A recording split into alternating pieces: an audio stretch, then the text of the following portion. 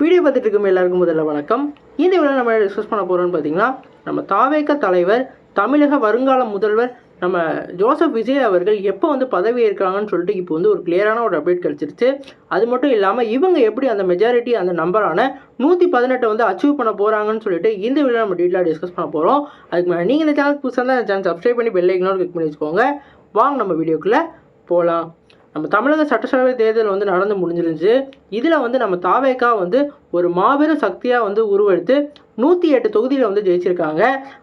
ஆனால் மெஜாரிட்டியாக வந்து 118 தொகுதியில் வந்து ஒரு கட்சி வந்து ஜெயிக்கணும். அப்போ தான் வந்து அவங்க வந்து அஃபிஷியலாக வந்து அவங்களோட ஆட்சியை வந்து அமைக்க முடியும். அதுக்காக வந்து இப்போ வந்து கூட்டணி கட்சிகளில் உள்ள நிறையா கட்சிகிட்ட வந்து எதிர்கட்சி கட்சிகளையும் சரி, அதே மாதிரி திமுக கட்சியிலையும் வந்து நிறையா பேர்கிட்ட பேசிக்கிட்டு இருக்காங்க. குறிப்பாக பிசிகா, அப்புறம் கம்யூனிஸ்ட்டு, அந்த மாதிரி ஒரு சின்ன சின்ன கட்சிகளோட அந்த கட்டமைப்புலாம் வந்து கேட்டுக்கிட்டு இருக்காங்க. ஆதரவு வந்து அவங்களுக்கு வந்து இப்போ வந்து வந்துக்கிட்டும் இருக்குன்னு தான் சொல்லணும். குறிப்பாக காங்கிரஸ் தரப்புலேருந்து இவங்களுக்கு வந்து ஒரு வேறு லெவல் ஆதரவு வந்து கிடச்சிக்கிட்டு இருக்கு. காங்கிரஸ் வந்து இந்த தேர்தலில் வந்து 5 தொகுதியில் வந்து ஜெயிச்சிருக்காங்க. அது மட்டும் இல்லாமல் கம்யூனிஸ்ட்டு, அதே மாதிரி விடுதலை சிறுத்தை இவங்கெல்லாம் வந்து 2 ஜெயிச்சிருக்காங்க. குறிப்பாக சொல்லணும்னா இவங்கெல்லாம் சேர்த்து வந்து ஒரு 10 தொகுதியில் வந்து இப்போ வந்து பேச்சுவார்த்தை வந்துக்கிட்டு இருக்கு. நம்ம தாவேகா தலைவர் வந்து இப்போ வந்து அவரோட மெஜாரிட்டியை வந்து காட்டுறதுக்கு முன்னாடி அவர் வந்து ஆளுநர்கிட்ட போய் இப்போ வந்து மீட் பண்ண போகிறதா இப்போ அப்டேட் கிடச்சிருக்காங்க. நாளைக்கு இந்த மீட்டிங் வந்து நடக்க போகுது. குறிப்பாக சொல்லணும்னா இந்த மாதம் 7ஆம் தேதி மே 7 வந்து நம்மளோட விஜய் அவர்கள் பதவி ஏற்கிறதா வந்து தெரியுது. அதுக்கப்புறம் 2 வீக் அப்புறம் வந்து இவரோட மெஜாரிட்டி வந்து காமிக்க போகிறதா இப்போ அப்டேட் கிடச்சிக்கிட்டு இருக்கு. அதனால் நம்ம நேரு இண்டோர் ஸ்டேடியமில் இந்த ஒரு சம்பவம் வந்து நடக்க போகிறதா சொல்லியிருக்காங்க.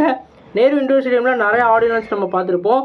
இது வந்து ஒரு சிஎம் கேண்டிடேட்கான ஒரு பதவியை வந்து கொடுக்கறதுக்கான ஒரு விழா. இதில் வந்து அவர் நெஞ்சில் குடியிருக்கும்னு சொல்ல போகிறது இல்லை, ஜோசப் விஜய் என்னும் நான்னு சொல்லிட்டு பதவியை வந்து ஏற்றுக்க போகிறாரு. இந்த பதவியை ஏற்று அவர் வந்து அவரோட செயல்பாடுகள் எப்படி இருக்க போது நம்ம வெயிட் பண்ணி பார்க்கணும். குறிப்பாக இவர் அந்த மேஜிக்கல் நம்பரான 118 தொகுதியை வந்து எப்படி வந்து அச்சீவ் பண்ண போகிறாரு, எந்தெந்த கூட்டணி கட்சிக்குள்ளெல்லாம் பேச போகிறாரு நம்ம வெயிட் பண்ணி பார்ப்போம். நீங்கள் சொல்லுங்கள் ஃப்ரெண்ட்ஸ், நம்ம தமிழக தேர்தலில் இந்த மாதிரி ஒரு மெஜாரிட்டியை வந்து யாருமே வந்ததில்லை. அதுவும் குறிப்பாக முதல் தேர்தலே ஒரு மேஜிக்கல் நம்பரை வந்து நம்மளோட தாவேகா வந்து அச்சீவ் பண்ணியிருக்காங்க. இவங்க வந்து இப்போ வருங்காலத்தில் இந்த மாதிரி வந்து தமிழகத்தில் வந்து அவங்க இம்பாக்ட் கிரியேட் பண்ணுவாங்க நம்ம வெயிட் பண்ணி பார்ப்போம். நீங்கள் சொல்லுங்கள் ஃப்ரெண்ட்ஸ், இந்த அப்டேட் பற்றி நீங்கள் கமெண்ட் பண்ணுங்கள். சேனல் புதுசாக தான் சப்ஸ்கிரைப் பண்ணுங்கள். நன்றி.